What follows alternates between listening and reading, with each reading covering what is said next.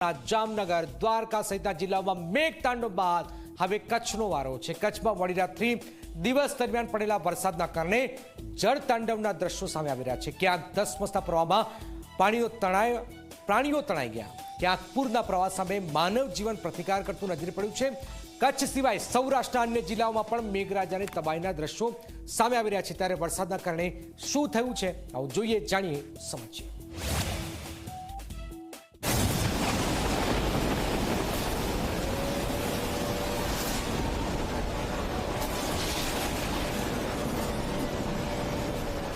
રમકડાની જેમ નદીના ધસમસતા પ્રવાહમાં તણાતી ભેંસો, ગળાડૂબ કોઝવેમાં રોડની વચ્ચે ફસાયેલી કાર, ભર બજારમાં ગાંડીતુર નદીની જેમ વહેતું વરસાદનું પાણી, પોસ્ટ ઓફિસમાં ઘૂસ્યા વરસાદના પાણી।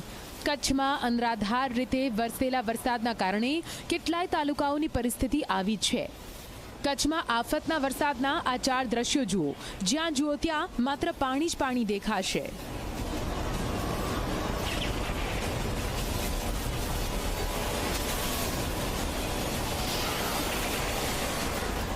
સૌરાષ્ટ્રના અનેક જિલ્લાઓમાં તબાહી મચાવ્યા બાદ મંગળવારે મેઘરાજાએ કચ્છ જિલ્લાને ઘમરોળી નાખ્યો।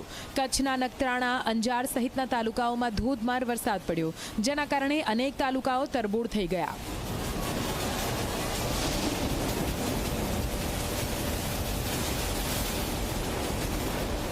જૂનાગઢ જિલ્લામાં વરસાદી તબાહી મંગળવારે પણ યથાવત રહી। અતિશય ભારે વરસાદના કારણે માણાવદરનું કોડવાવ ગામ પાણીમાં ગરકાવ થયું। બાટવાના ખારા ડેમનો દરવાજો ખોલવાના કારણે નીચાણવાળા અનેક વિસ્તારોમાં ગળા સુધી પાણી ભરાઈ ગયું।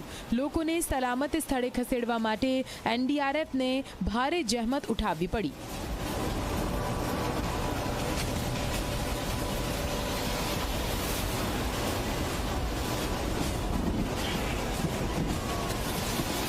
માણાવદરમાં અતિશય વરસાદના કારણે મધુવંતી ડેમ પણ છલકાઈ ગયો। મધુવંતી ડેમ છલકાવવાથી ડેમનું પાણી અનેક વિસ્તારને ખેદાન મેદાન કરતું આગળ વધ્યું।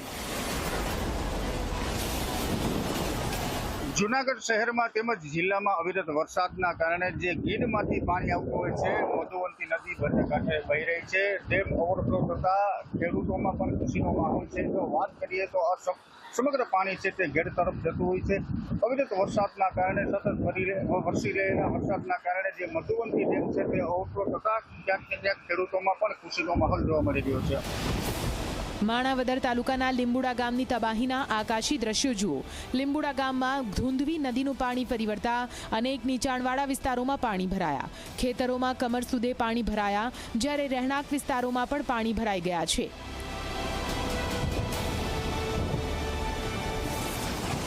રાજકોટના ગઢાડા ગામ પાસે આવેલો કોઝવે પાણીમાં ગરકાવ થયો। મોજ ડેમના 20 દરવાજા ખોલાતા કોઝવે પર પાણી ફરી વળ્યું।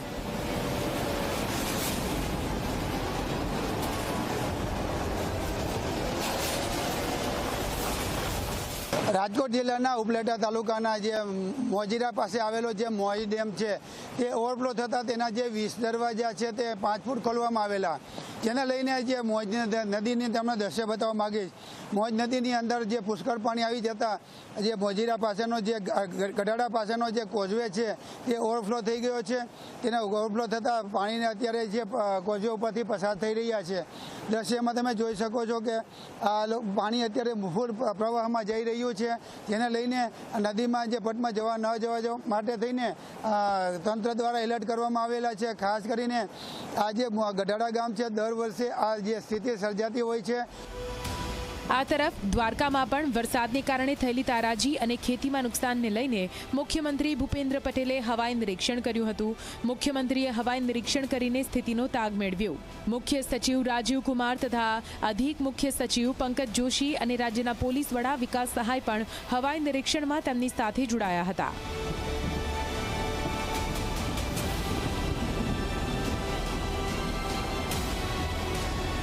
હવાઈ સર્વે બાદ મુખ્યમંત્રી ભૂપેન્દ્ર પટેલે દ્વારકા જિલ્લાના કુરંગા ગામ ખાતે જિલ્લા કલેક્ટર અને અધિકારીઓ સાથે બેઠક કરી હતી।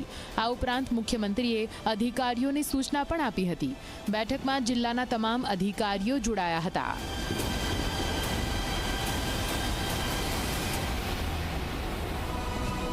મહત્વપૂર્ણ છે કે આ વખતે સૌરાષ્ટ્રમાં મેઘરાજાએ તોફાની બેટિંગ કરી છે. છેલ્લા ઘણા દિવસોથી સૌરાષ્ટ્રમાં ચોમાસું જામેલું છે અને તેમાં પણ દ્વારકા, જૂનાગઢ, પોરબંદર આ 3 જિલ્લાઓમાં અનરાધાર વરસાદ વરસ્યો છે. Bureau report, Zee media.